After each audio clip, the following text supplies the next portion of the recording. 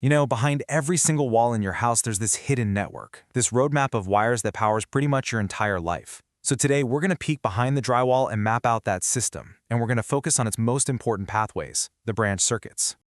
Oh, you know exactly what I'm talking about. It's that moment.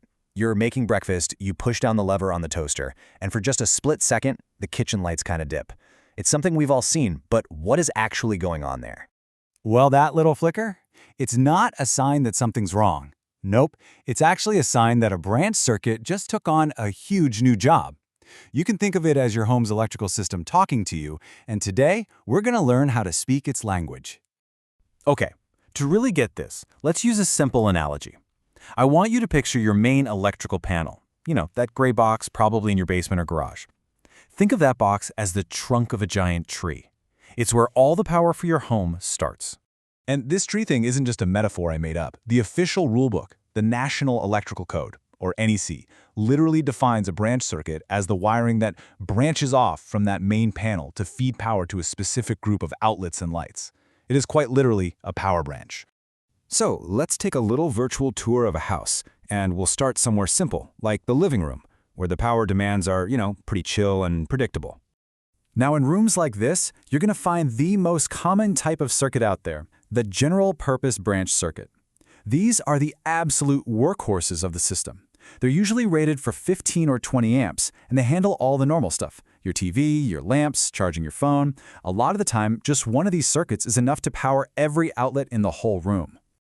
All right, now let's head into the kitchen, because this is where things get a lot more serious. The kitchen is, without a doubt, the most power-hungry room in the entire house. It's just packed with appliances that draw a ton of electricity. And because of that massive power demand, you can't just throw a regular general-purpose circuit in there and call it a day. It won't cut it. The NEC actually requires something much stronger, small appliance circuits. These are designed specifically for those countertop outlets that power things like your blender, your microwave, and yeah, that power-sucking toaster we started with.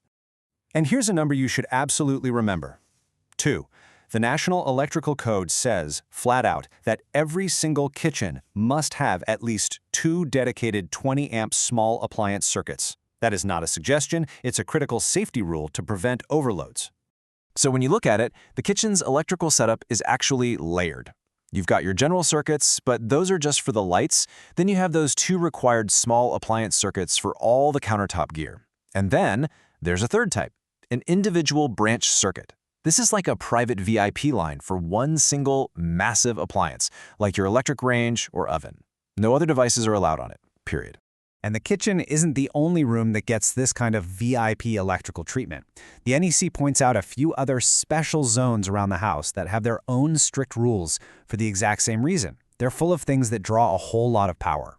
So just like the kitchen, these areas have to have their own dedicated 20-amp circuit. The laundry room needs one just for the washing machine. The bathroom needs its own to handle things like hair dryers without tripping the breaker. And the garage, well, it needs one so you can run power tools without knocking out the lights in the rest of the house. Real quick, before we move on, let's just touch on a more advanced setup called a multiwire branch circuit. It's a pretty clever wiring technique where 2 circuits actually share the same neutral wire, which saves on copper and conduit space. But, and this is a huge but, the critical safety feature is that the breaker has to be what's called a common trip breaker, meaning if one circuit overloads, it shuts off both of them at the same time. Okay, so we've covered the different types of branches on our big power tree.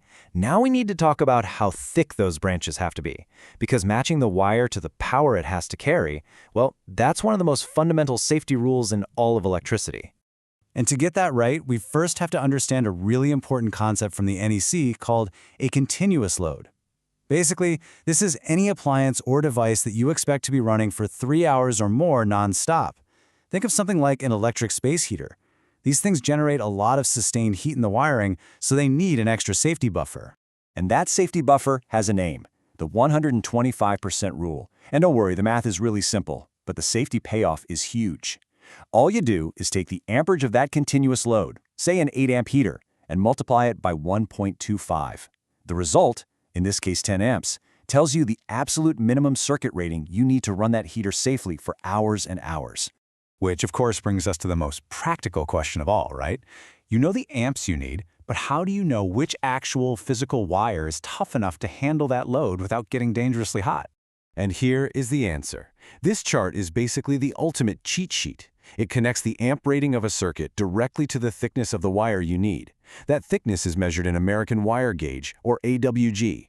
And here's the tricky part to remember. As the power, the amps, go up, the AWG number actually goes down. A lower number means a thicker, beefier wire that can handle more electricity. So a 14-gauge wire is fine for your basic 15-amp lighting circuit, but for a big 30-amp electric dryer, you've got to step up to a much thicker 10-gauge wire.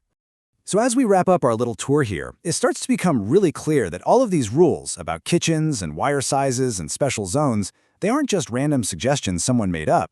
They all form a complete system that's designed with one single goal in mind. I absolutely love this quote because it just cuts right to the heart of it.